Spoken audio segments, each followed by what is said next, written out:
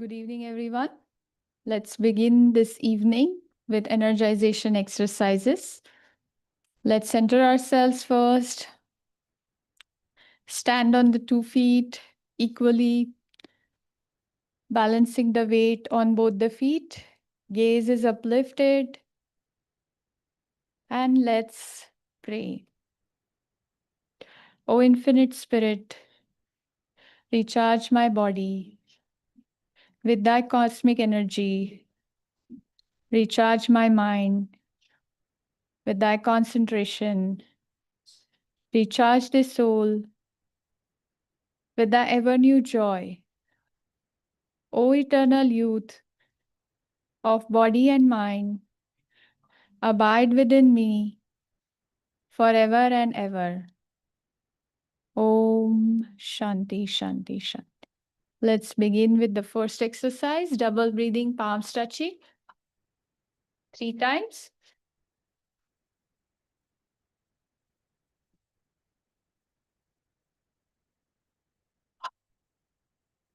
Left calf recharge. Tense with a will. Relax and feel. 3 times. Ankle rotation, left side. Right rotation. And to the right, calf recharge. Tense as we move up, relax completely. 3 times. Ankle rotation. Both the directions. Left calf and left forearm. Tense, tense, tense. Gradually hold the vibration. Relax and feel it. Thigh and upper arm. 2 times each, alternating. Calf and forearm. Relax. Thigh and upper arm. Relax. One more time.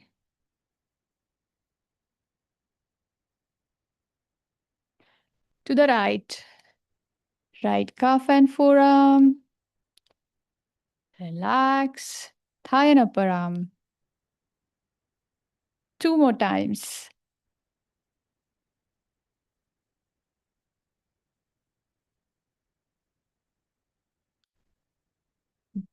Both calves and forearms together. Tense.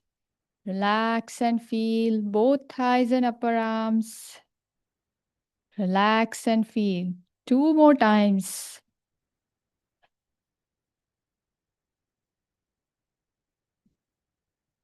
Concentrate as we recharge the body and feel the relaxation. Now left buttock and left side of the chest. Squeeze the muscles, hold the tension, relax and feel to the right, left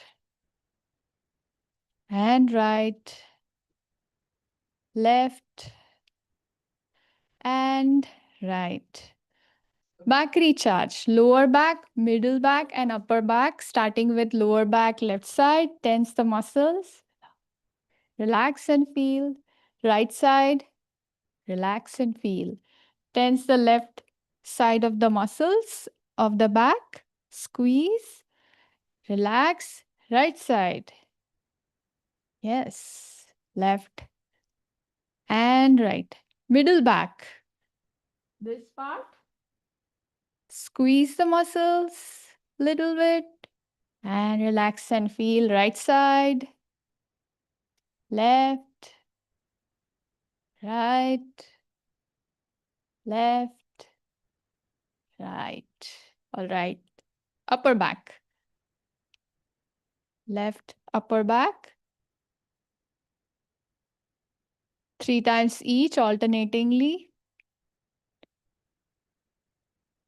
Okay. Shoulder rotation. Rotating the shoulder blades from forward to backward 3 times each. Not the arms, but the shoulder blades. Forward, same way. Yes. Throat recharge. Tense the muscles. In, hold, relax. 2 more times.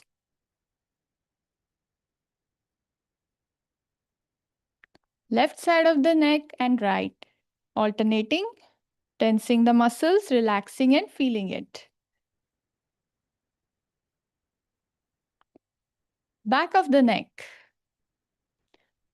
Bring chin to the chest. Double inhale. Hold the tension at the back of the neck. Relax. And exhale. 2 more times.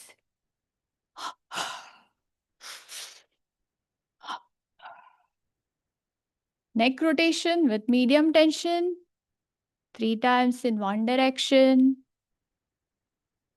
Another direction. Little bit of tension in the neck. Now without any tension, neck rotation. Freely rotate and feel the relaxation as you do this 3 times in one direction. Okay, now spinal recharge. First exercise.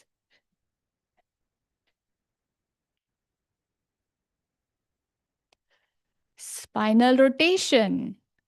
Arching the back, keeping some distance, and rotating the spine from one direction 3 times.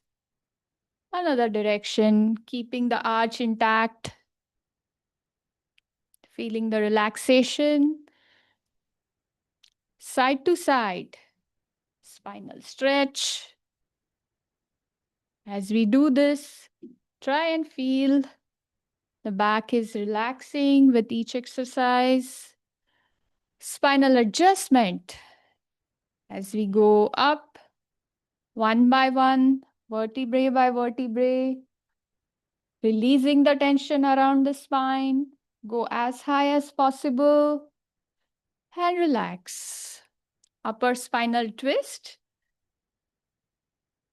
As we move, twist the upper body.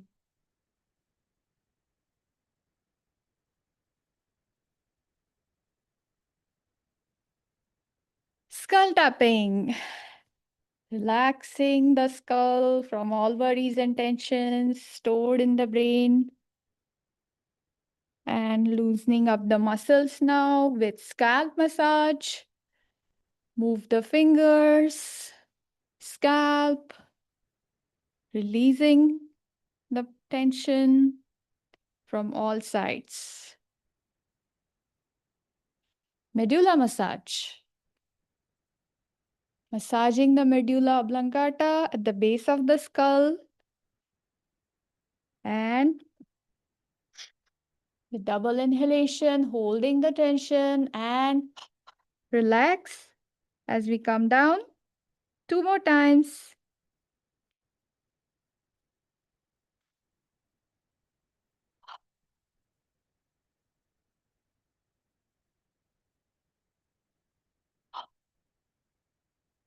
Bicep recharge. Left side of the bicep tense with a will. Relax and feel. Right side. Tense. Left. Right.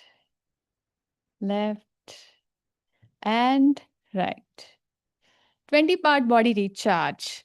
As we inhale, hold the tension in all 20 body parts. Vibrate.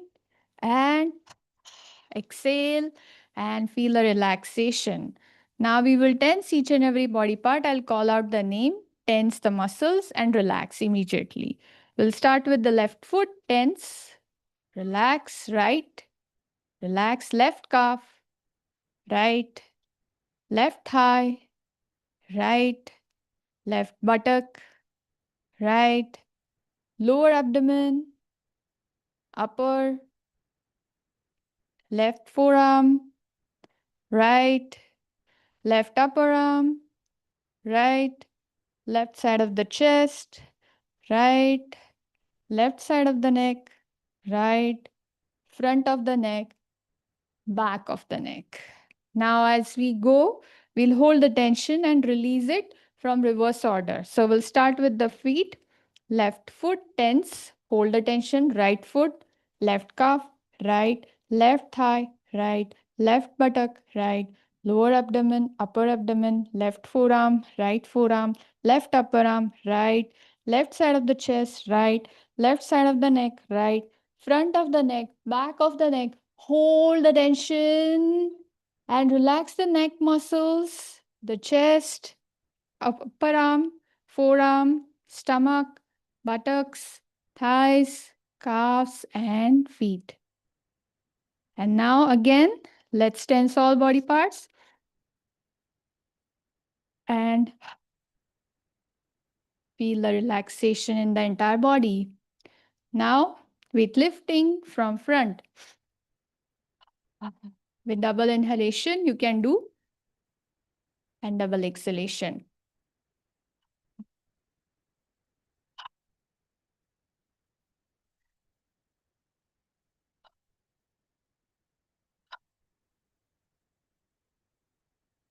Elbows touching. Weightlifting from sides, as if you are pulling the weights. Relax and push the weights to the side. 2 more times.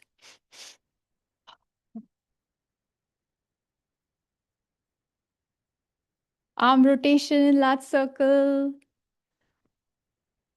As we go, small circles and increase the tension. Relax. Right. Another side rotation. And relax and feel. Weightlifting from front.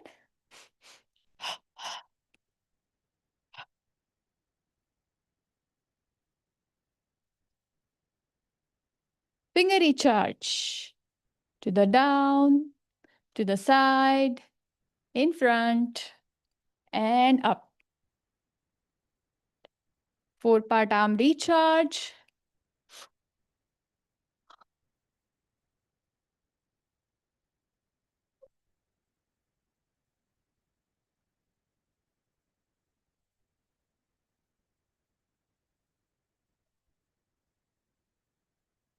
Single arm raise. Pull the weight up. Relax as you go down. Pull the weight. Relax. 2 more times side, one side.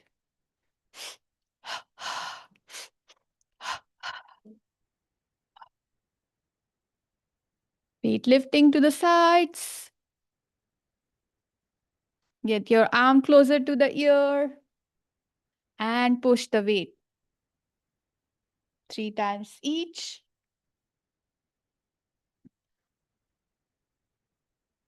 Now let's walk in place. Raising your legs as high as possible, moving the body, and with joyful attitude, we walk in place. Moving the energy, warming up the body.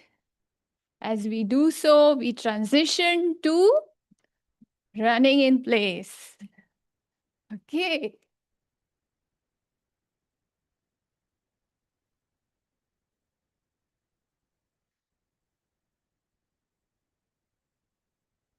Okay, slow down, catch your breath.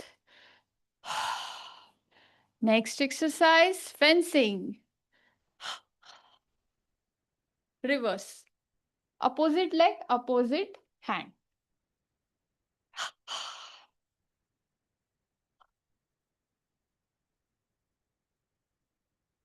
It's okay. Arm rotation in large circle 3 times.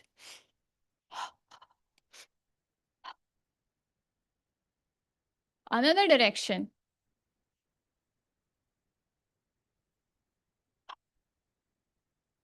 Stomach recharge. First exercise. Throw the breath out and pull the stomach in and hold the breath.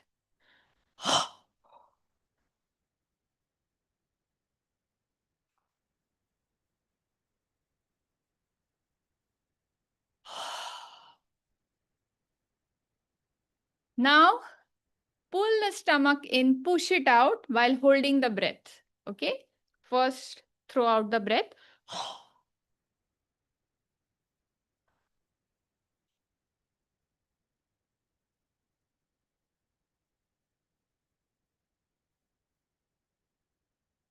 Third exercise, churning the stomach from left to right, right to left. Try. Hold the breath.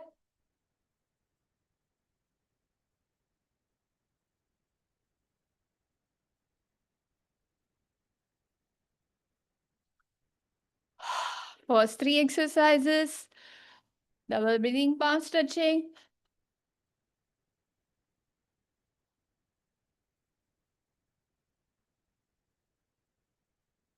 Calf recharge. Left side, calf, ankle rotation. Right side, calf, ankle rotation. Hip recharging. Left side as if you're drawing a circle on the ground. 3 times one direction, 3 times another direction. You can take support of the chair if you want. Right side.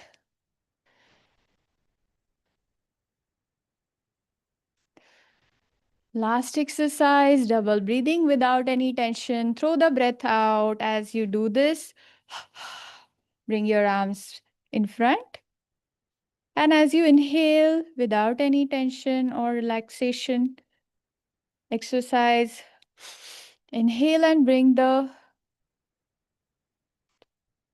palms together towards your chest. 3 times more. All the toxins, negativity is out from the body. And with each inhalation, drawing in the cosmic energy.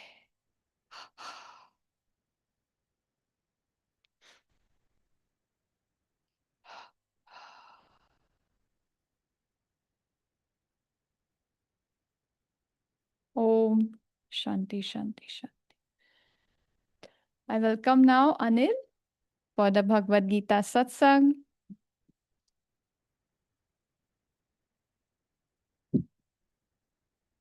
Thank you, Anandita.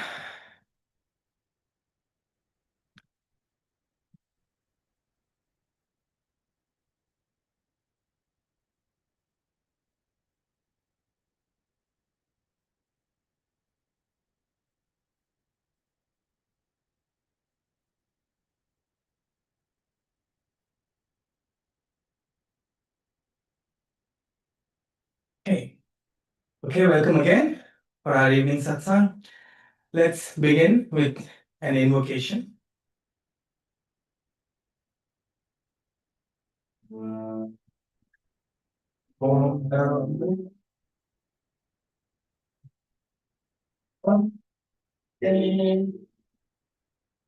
Vasudevaya.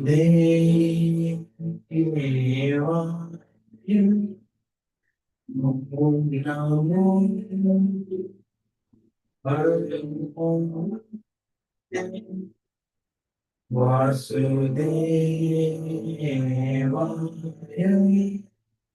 Om Namo Bhagavate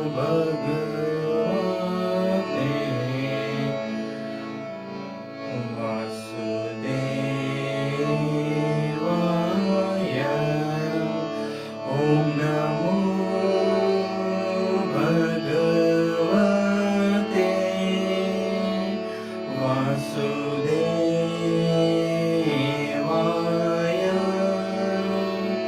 Om Namo Bhagavate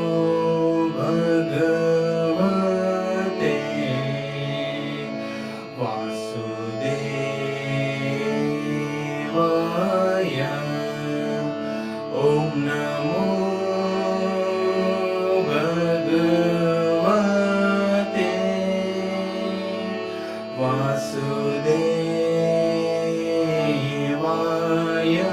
Vasudevaya. Om Namo Bhagavate Vasudevaya.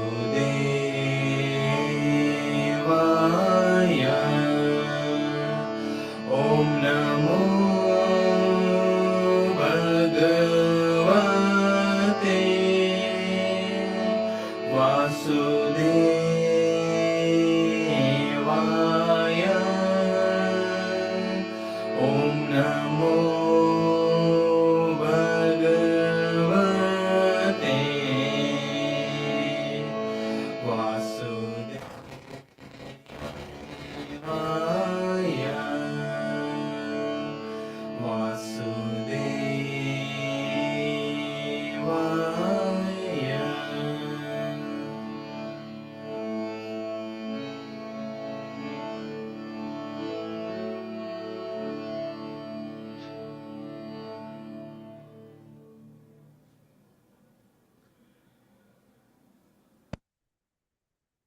Let us sitting upright,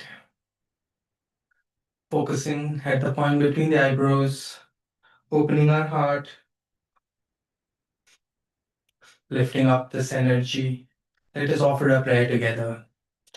Divine Mother, Heavenly Father, friend, beloved God, great Gurus, Jesus Christ, Babaji Krishna, Lahiri Mahashaya, Swami Shri Yukteswarji, beloved Master, Paramahansa Yogananda Ji, saints of all religions, friend and guide, Swami Kriyananda Ji. We humbly lay the flowers of our devotion gently at thy feet. Divine Mother, great Gurus, we invoke thy presence.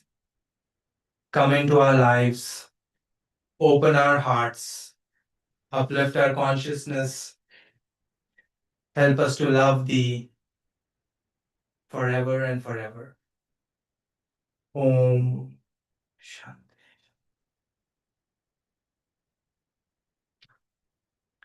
Let us now take this chant into our meditation. The words are very simple.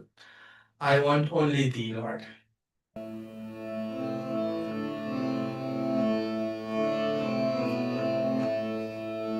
I want only thee, Lord, thee, only thee. I want only thee, Lord, thee, only thee. I want only thee, Lord, thee, only thee. I want only thee, Lord, thee, only thee. I want only thee, Lord, thee, only thee. I want only thee, Lord, thee, only thee. I want only thee, Lord, thee, only thee. I want only thee, Lord, thee, only thee. I want only thee, Lord, thee, only thee. I want only thee, Lord, thee, only thee. I want only thee, Lord, thee, only thee. I want only thee, Lord, thee, only thee. I want only thee, Lord, thee, only thee. I want only thee, Lord, thee, only thee. I want only thee, Lord, thee, only thee. I want only thee, Lord, thee, only thee. I want only thee, Lord, thee, only thee. I want only thee, Lord, thee, only thee.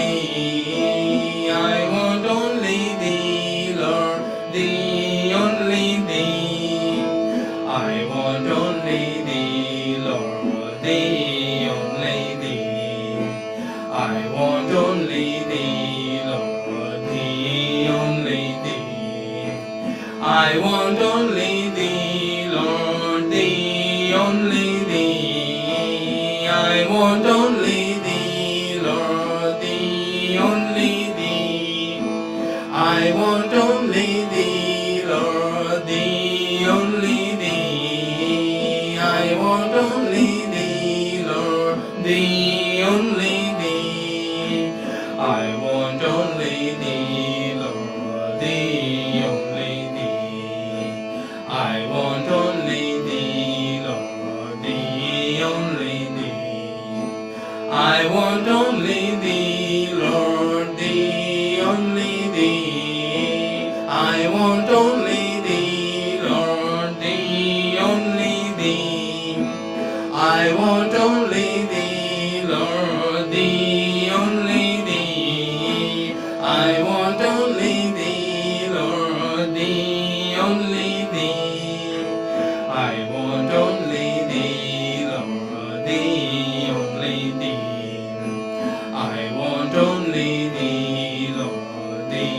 only thee. I want only thee, Lord, thee, only thee. I want only thee, Lord, thee, only thee. I want only thee, Lord, thee, only thee. I want only thee, Lord, thee, only thee. I want only thee, Lord, thee, only thee. I want only thee, Lord, thee, only thee. I want only thee, Lord, thee, only thee. I want only thee, Lord, thee, only thee. I want only thee, Lord, thee, only thee. I want only thee, Lord, thee, only thee.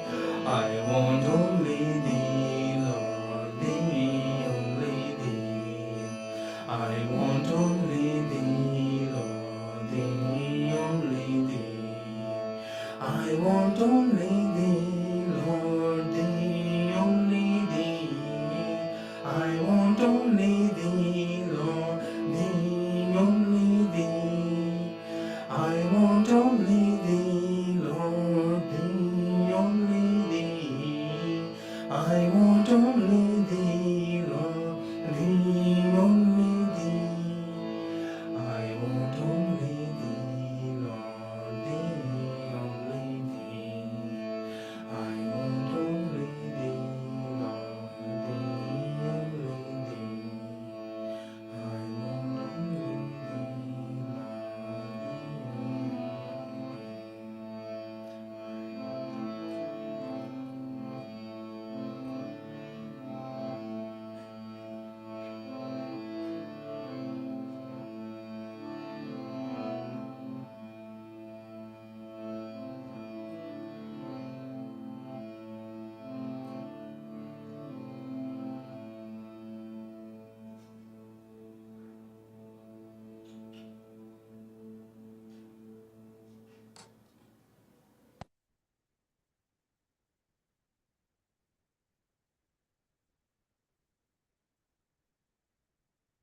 Let us now tense the whole body with a double breath. Hold, vibrate, exhale. One more time. Inhale. Vibrate, exhale. Feel the relaxation. One last time. Inhale. Vibrate, hold, exhale. Check your posture. Sit with a tall spine, taking this feeling, this devotion, this affirmation that we want only God. Into this meditation, let's practice any technique until 7:20.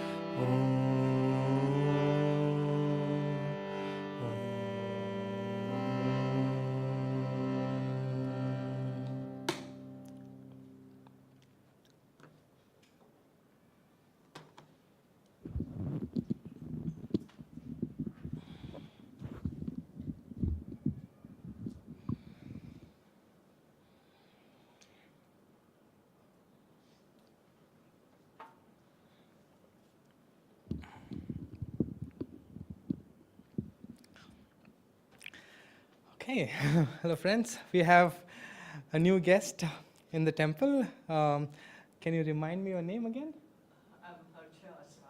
Harsha Asrani, yes. Harsha Asrani ji had come a couple of days ago and she found herself here. In a way, Ganesha led her here because she was going to a temple, but the temple was kind of closed because they were doing their preparation for Ganesha festival. And so you came here, and nice to see you in here for the satsang. Absolutely. Oh, definitely. We just celebrated Ganesha festival yesterday, and Master writes that Ganesha is the remover of obstacles on our journey. As you, if you recount that incident when Master was going with his Ford on the muddy roads of India, they installed an idol of Ganesha. And if you think about that, on our journey to wherever we are going, we do come across obstacles and we want to overcome these obstacles. It's not physical obstacles that we can go over or duck under or go around it, but there are obstacles that we come across on our spiritual journey. Then we do pray for God's uh, it's not interference, but we want God to help us overcome or remove these obstacles so that our journey is smooth, right? But that doesn't mean we want to get rid of all our tests, all those challenges or opportunities, because that is going to help us strengthen our resolve, our commitment on the spiritual path. But having celebrated Ganesha festival, it was so beautiful. Yesterday in our society as well, our neighbor, the one who stays above us, he invited us to come for the arti, and there was, everybody comes to the altar and does the arti for a few seconds and goes. And it was so nice to see people coming together with one intention, whether it is personal, materialistic, or whatever. Everybody is coming together for something, and we gather, and it's so nice to have these festivals to remind us that God is on our side. He is going to help us overcome any obstacle. But we might want to ask ourselves, well, Ganesha is doing his job in removing obstacles, but are we helping Ganesha? Aren't we putting up obstacles ourselves and asking Ganesh to get rid of these obstacles every day? The way we behave, the way we act, the way we think, the way we feel. There are so many things that we do for ourselves, and we are going to ask God and gurus and Ganesha to come remove these obstacles. I was reflecting on that because today I thought, we will not pick any one verse from the Gita or any few verses, but we will see in a gist what Gita is trying to do, because Swamiji says that if we have to kind of summarize Gita in one line, it is our ability to remain even minded and cheerful at all times. If we can do that, that is the essence of what Gita is trying to teach all of us. So I thought, in everything that we do in our spiritual journey, even in our material realizations, whatever goals that we set out, how do we go about achieving these things? What Because it's not what we do necessarily, because we all do so many things, but it is how we do, which is more important than what we do. Because Gita says, even the worst of the criminals, if he steadfastly meditates on me and thinks about me all the time, he can also be called a saintly one. He can reach me soon. So it's how we do, not necessarily what we do, that is going to take us to God and help us remove our obstacles.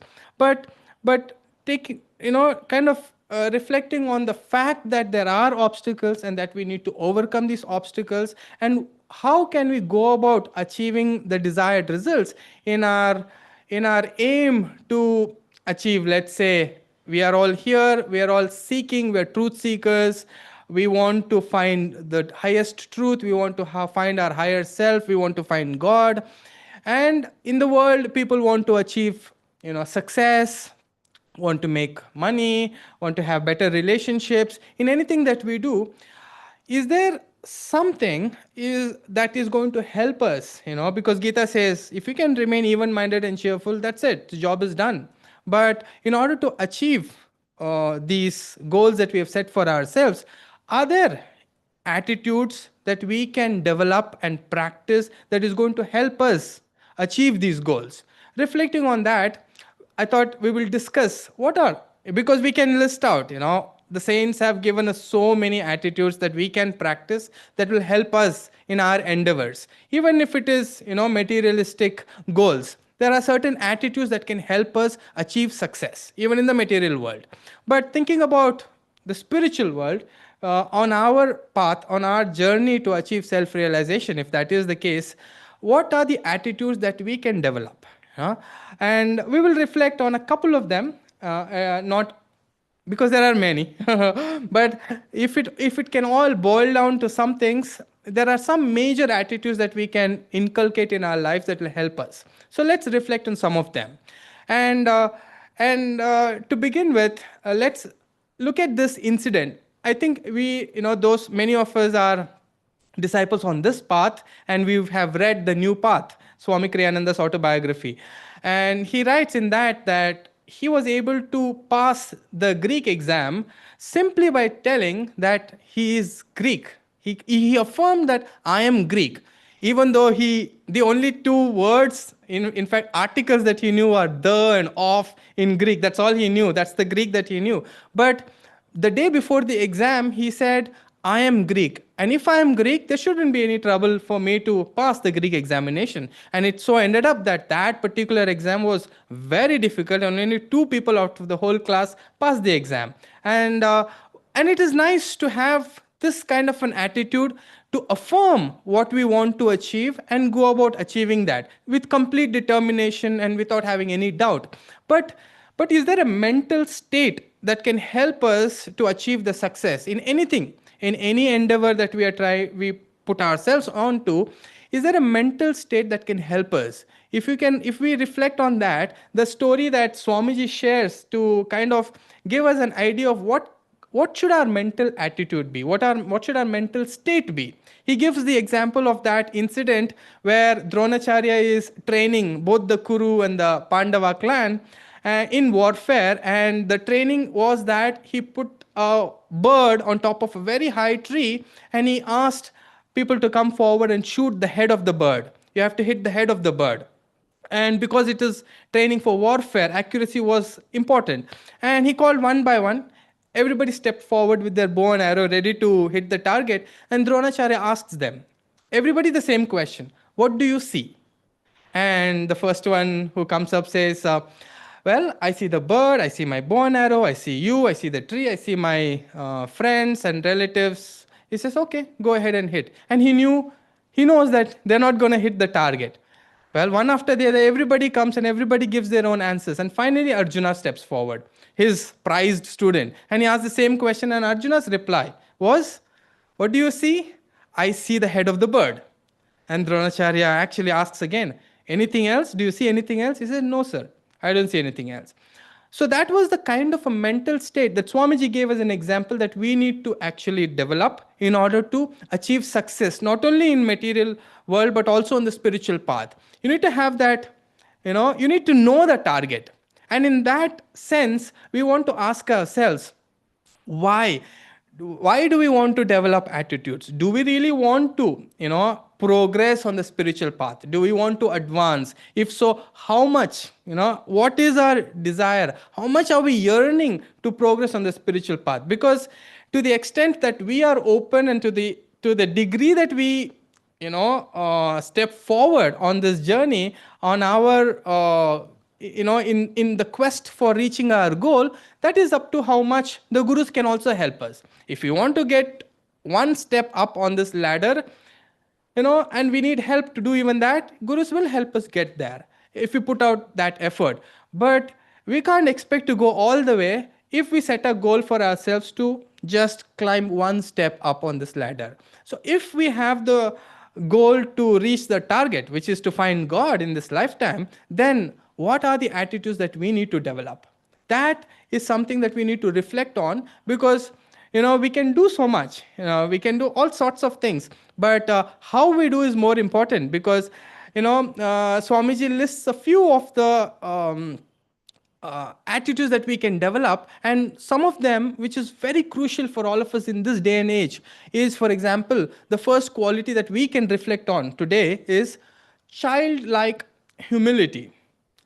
Being humble, humility. In fact, you remember that story in Autobiography of a Yogi, when Lahiri Mahashaya is in the Kumbh Mela, and he sees this man in ochre robes, and the thought comes to his mind that, look at this hypocritical man. He's wearing a symbol of renunciation, but there is no inward internal grace. He is not a renunciate in the inside, he's only wearing that. And he passes that man. The minute he passes that renunciate, he sees this ancient one whom we call Babaji, and he sees and he runs to him and he says, "What are you doing, Guruji?" Because Babaji is washing the feet of a renunciate in Kumbh Mela.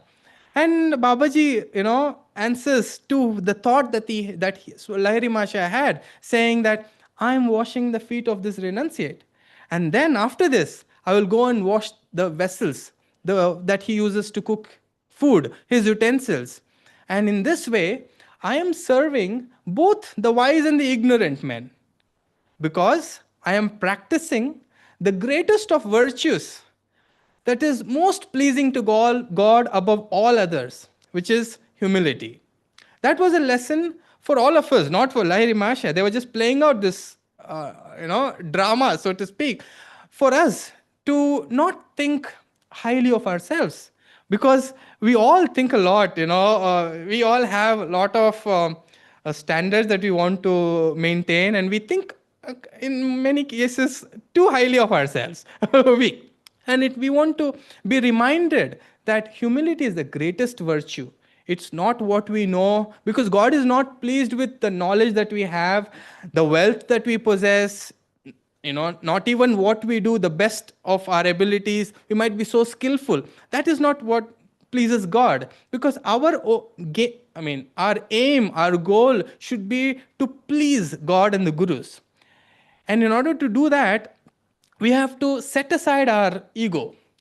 As long as there is ego, there is no greatness that can come about in our endeavors. Swamiji says, Rajarsi Janakananda, even all the great ones, they were all so great because they never thought of themselves. They never thought how great they are, how important they are, how wise they are, how powerful they are. They never thought of themselves. Because remember when somebody went to Master and said, "Master, we all love you because you're so humble, and that is what makes us love you."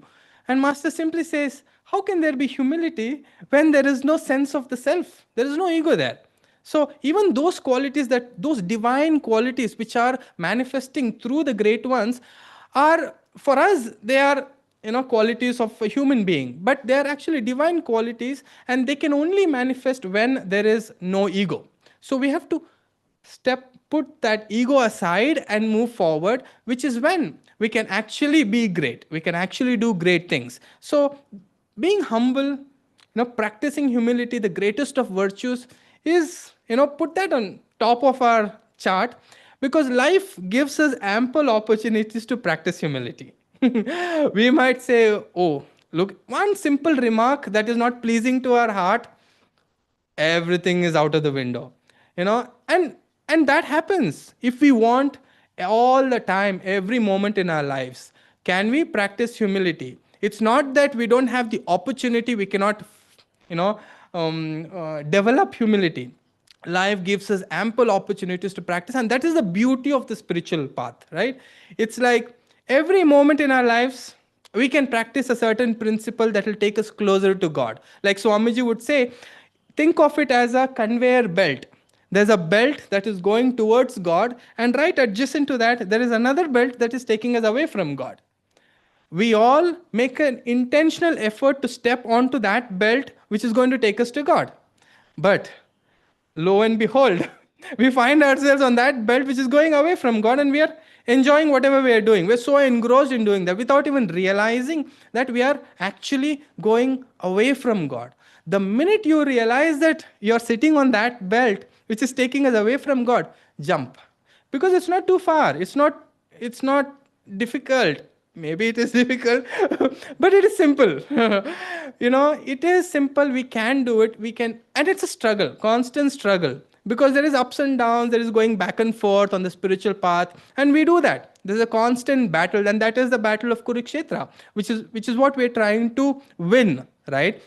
So anyway, coming back to the topic of humility, Swamiji narrates another incident while he was in with Master in SRF. There was this monk who came and he was showing some pictures of this ashram where, in every great master's ashram, there are so many devotees that gather around. And there are some great devotees, who are really close to God. And there are many, many more who just come just to get blessings for themselves, just to make sure that they succeed in their lives, to gain wealth or prosperity or whatever. So majority of the people are come under that bracket, but there are also some few really advanced souls who gather around these great saints, because as a disciple they come where the masters are. And this person who came to the ashram showed pictures of a picture of this one man who was sitting all by himself, a humble devotee, a humble yogi, who had no possessions, who had no wealth, who could not make any donations to the ashram, who had, who was not an important man. He was just there, and nobody bothered who this person was. They just left him on the side, and they were all, flocking to get a darshan of the master, to get him to grant his wishes, their wishes. But then Swamiji says, if you look at the picture of this humble yogi, if you look into his eyes, there was such bliss, such joy in his eyes, that anybody who knew anything or who has attained any degree of realization in their own lives will be able to tell that this is a great man.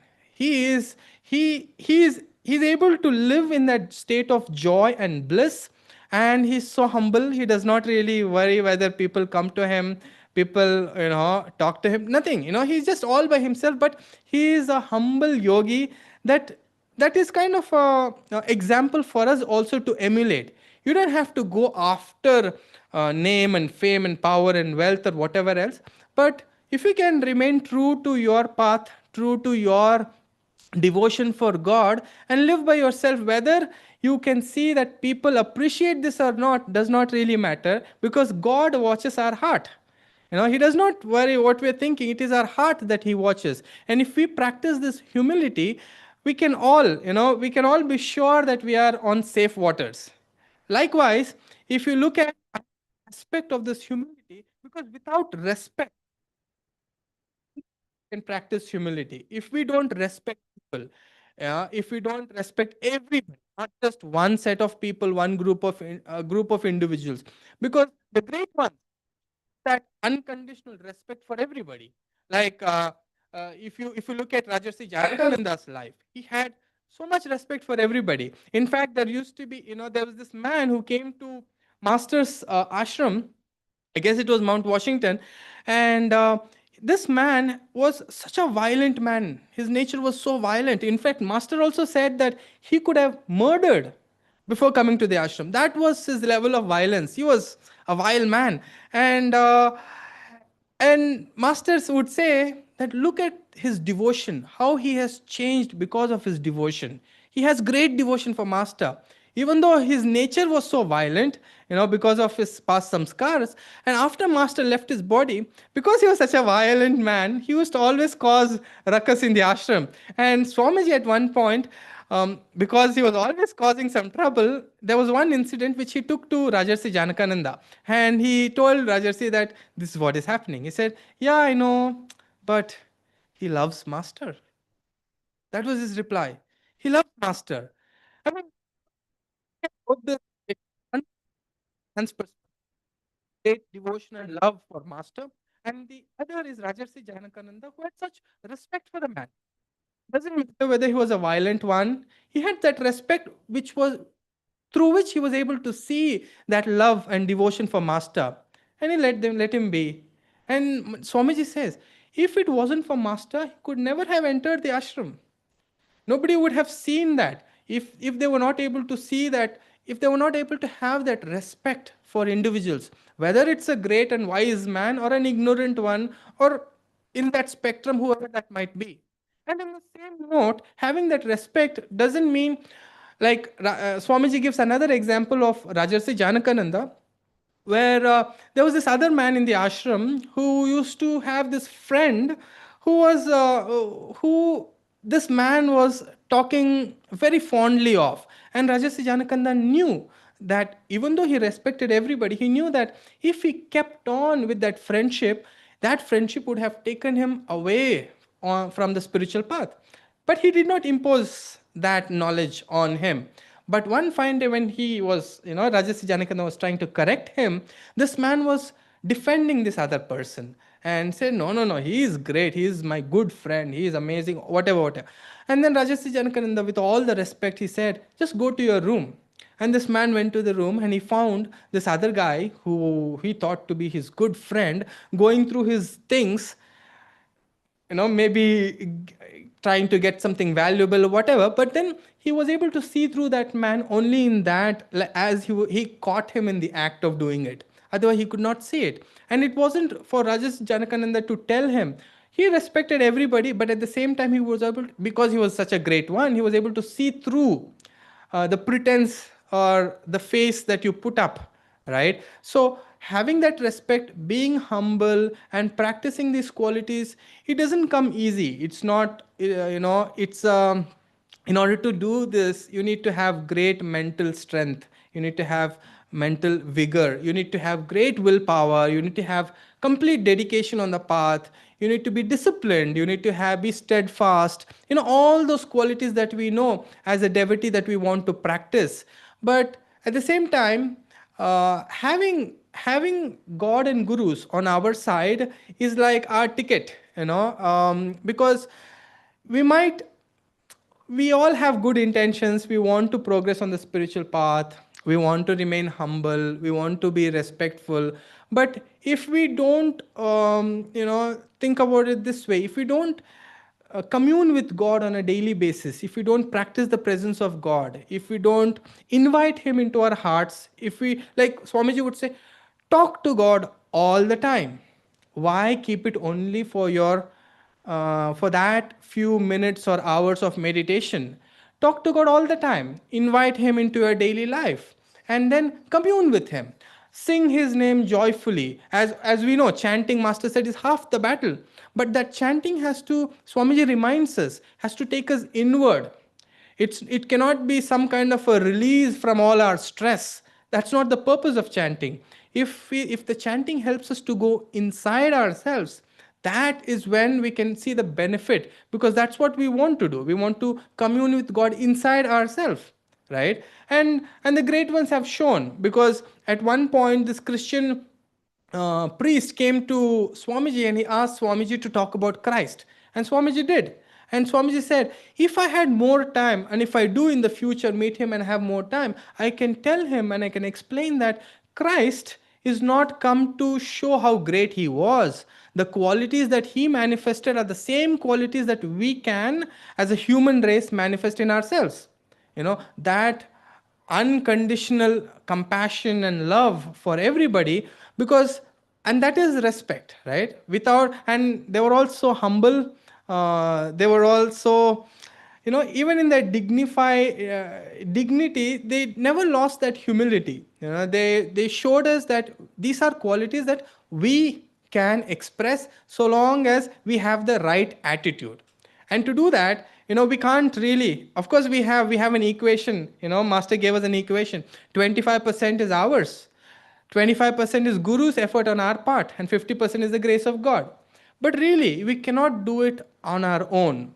We need to, be in the world and take the help of others' experiences. Those who've done that, been there, done that for a long time, and their feedback, their understanding, these are all things that will help us, because in people's reaction, like Sister Gyanamata would say, your spiritual progress is tested in the cold light of day. If you are by yourself, there is no proof of your evolution. we can't tell whether we are progressing or not. But in the world will test us. We don't have to seek world's approval, but we can gauge our own reactions and see whether we are progressing or not. The minute somebody, like Swamiji would say, oh, the person is all calm and even minded, just give him a bad cup of coffee and see whether he is really calm and even minded. So the world will give us the opportunities to test our humility, to test our resolve, to test whether we actually respect and see God in everybody. Because Master would see God in everything. Like he would, people, when you look at it superficially, Master had certain hobbies. I'll close with this. He had hobbies of collecting canes and umbrellas. And people, if you look at it superficially, it's like, wow, even Master has some likes. Maybe not this, but he has some likes. And we all want to emulate what masters do rather than doing what masters told us to do. Yeah, and if we all start collecting canes and umbrellas, well, there's no end to it, because they would do certain things so that, like Swamiji would say, it is more difficult for them to bring their consciousness to our level than it is for us to raise our consciousness to master's level.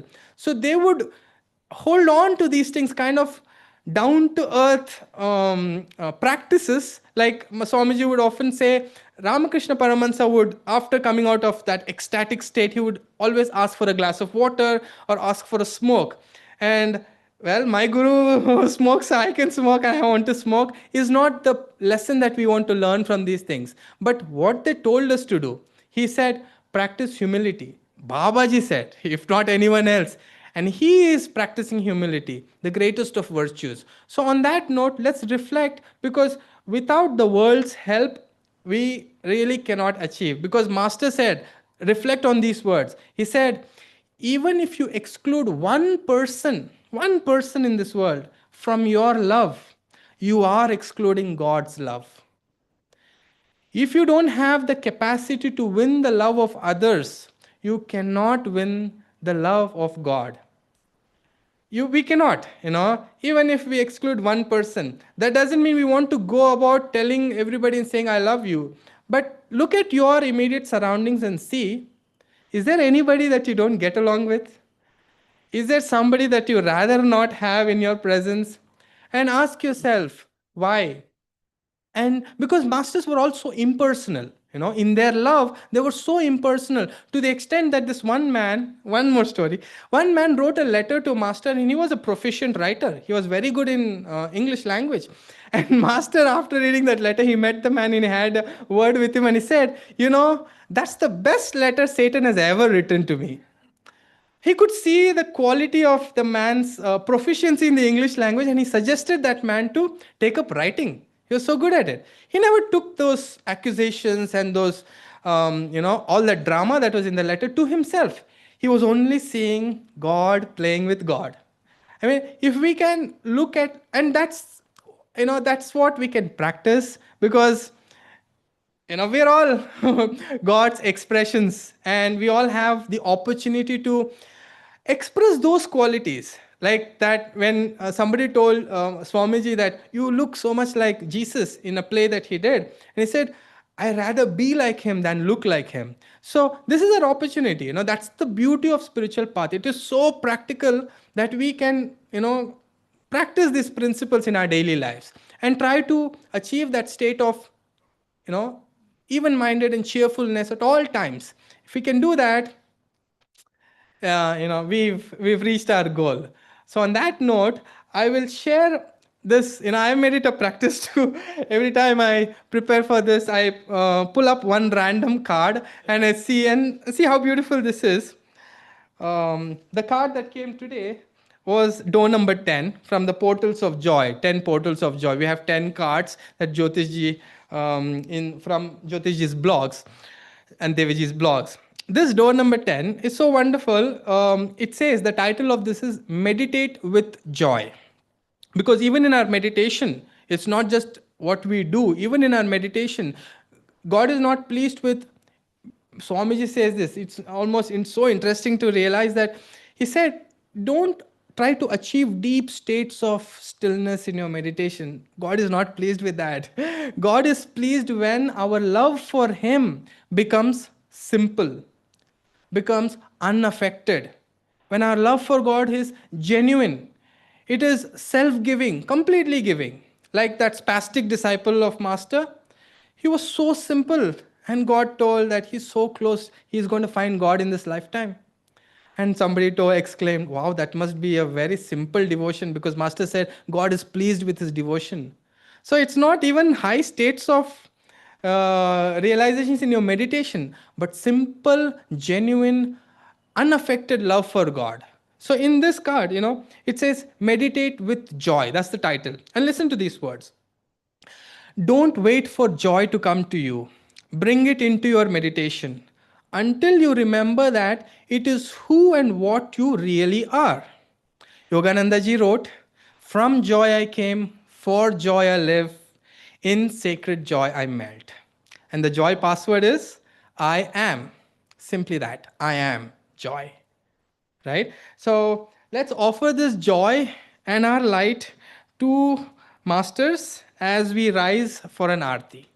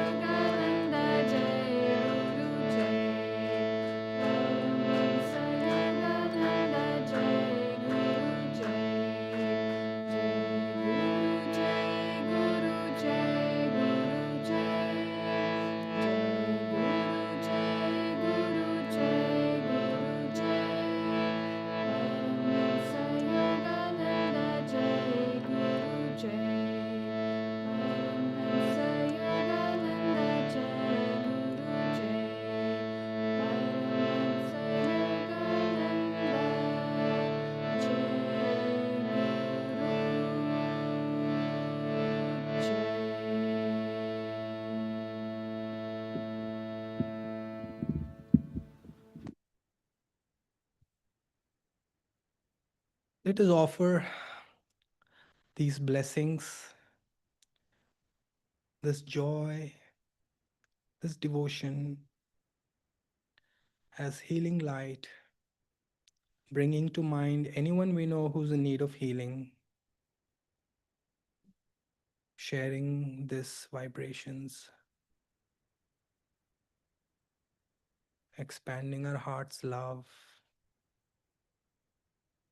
to this whole world, healing everyone it comes in contact with.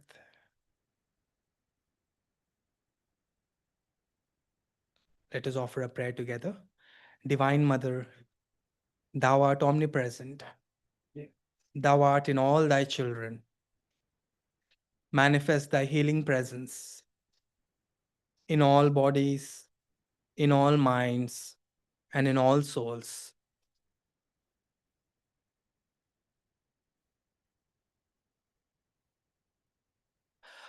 Om.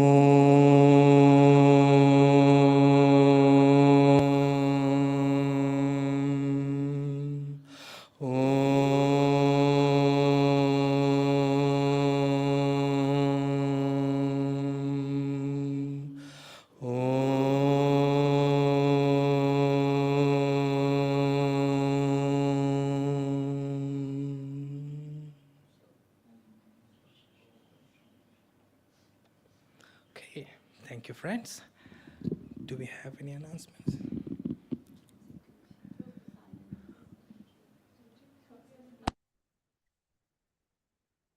Thank you, Anil, for the inspiration. That was great that you went in all directions possible, taking one thread. And it is nice to weave that when we come down and see, yes, that is true. Humility, that's the takeaway from this satsang. So, yeah, one announcement that I would like to do is about the upcoming silent retreat, which is from 19 to 21st September in Matunde Ashram. Um, yeah, we would love to see all those who are willing to come for this retreat and spend more than a day, 30 hours or so, in silence, but that will be a guided silence.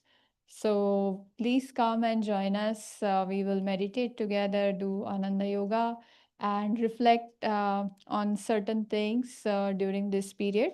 So all those who are on the path are welcome. And there is one seclusion workshop also, which is happening on 7th September. That is also part of this registration, wherein you will just get to learn more about seclusion, how to do it, what is exactly involved in it, and what are the obstacles that come when we start to seclude. All those points will get covered in that workshop. So both these are the upcoming events. So please do join if you can. Jai Guru.